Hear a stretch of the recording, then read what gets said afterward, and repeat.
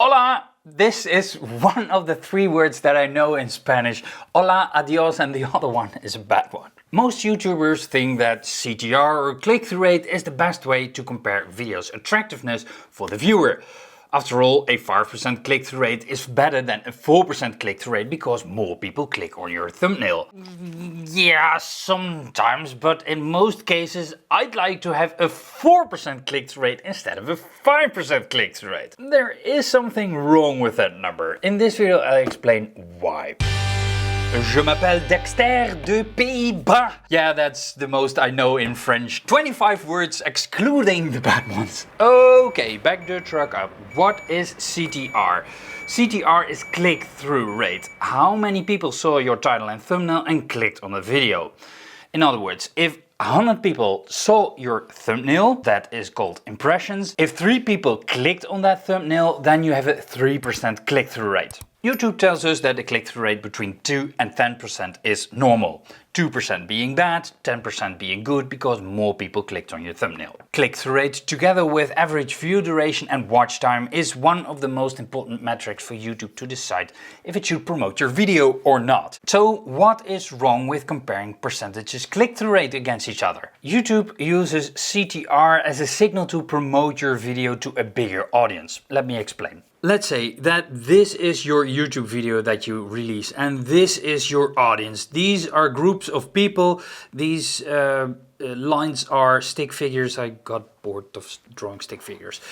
Okay, what happens when you release a video? You will release a video first of all to your subscribers.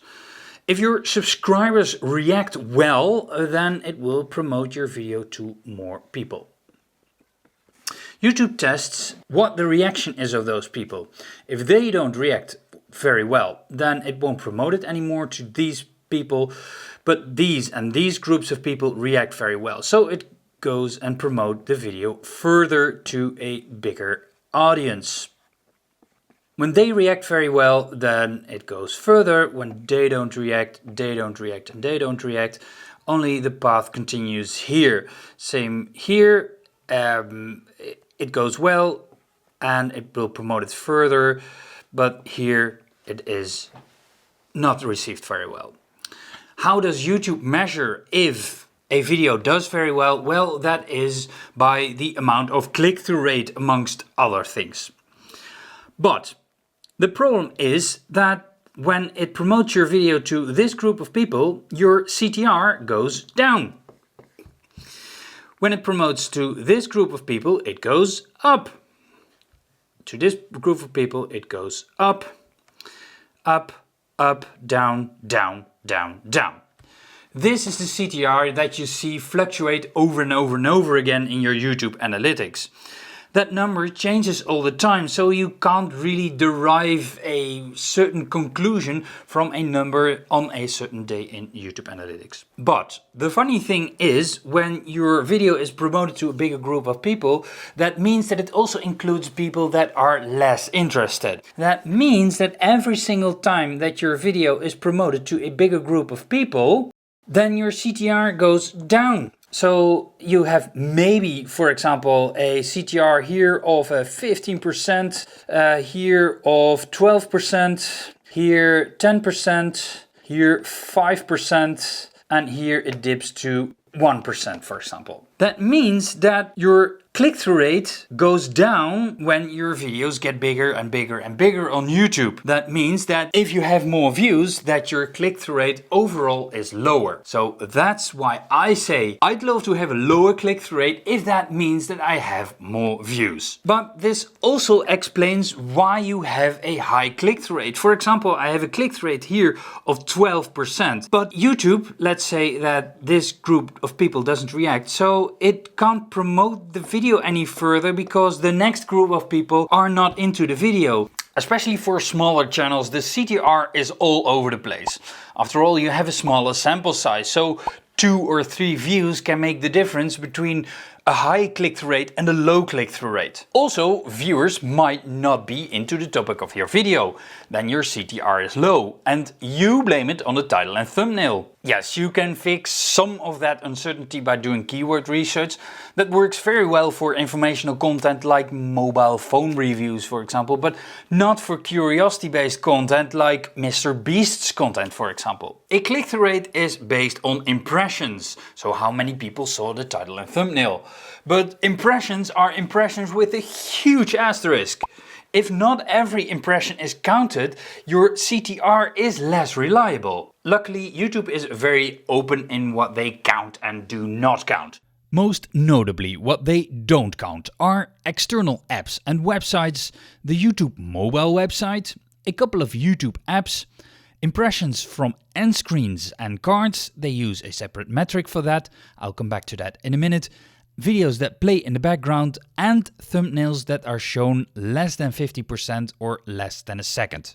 And something that no YouTube guru tells you about impressions is that if one person sees a thumbnail 5 times, that counts as 5 impressions, even if that person saw the video already. So if that happens to a lot of people that are interested in your video but already watch it and therefore don't want to watch it again, your click-through rate is low. CTR is also highly dependent on your audience. For example, a broad audience topic like, for example, humor or talk shows have a lower CTR than, let's say, for example, a video about music production. So if you want to compare CTRs, make at least sure that the type of video is a little bit the same. Your CTR is also relevant to your competition on a specific topic. You may have a lot of competition on one topic, but not on the other. This also influences CTR. We don't know the CTR percentages of the other videos, so your competitors, so it's all relative. CTR also changes over time. I have a video here with a pretty consistent amount of views, except for the corona bump here and the startup phase here. You can see when I look at the impressions click-through rates that overall the click-through rate goes down. Another video with less consistent views. You can see here corona bump here and the baseline is a little bit higher, but it goes down.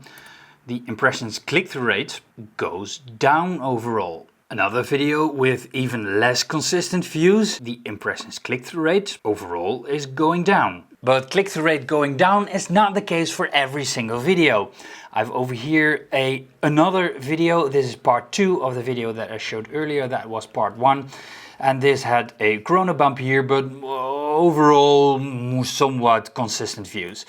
Then over here, when I look at the CTR, we can see that there is a little bit an upward trend here, and it might even go down a little bit here. If you want to compare click-through rates between videos, you should actually also consider the age of the video. When you want to compare click-through rates, you also have to take into consideration the traffic sources. I'm sorry if the graph is a little bit too small. I wanted to compare them side by side and YouTube Analytics didn't let me resize columns or zoom in and out, for example. I've here 3 videos with all different click-through rates in the same time span. The first video has a click-through rate of 3.6%, the second 10.5% and the third 5.2%.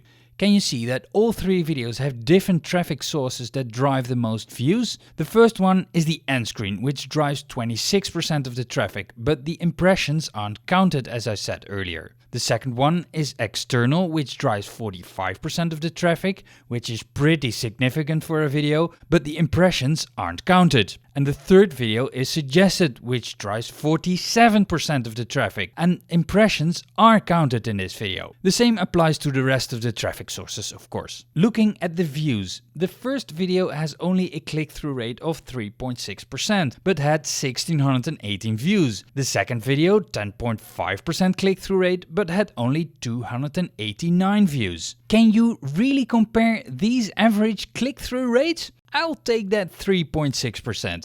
So what I'm saying is that comparing click-through rate is completely useless, right?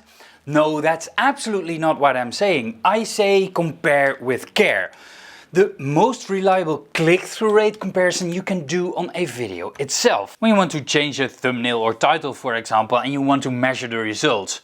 But even then, look at the amount of views that increase or decrease, or preferably even the average view duration, the audience retention graph in YouTube Analytics. Because if you change the title and thumbnail, it might change the expectation for the viewer, and that means that YouTube can also change the promotion of the video based on that. If you want to do this, make sure that you have a large enough sample size that is statistically significant.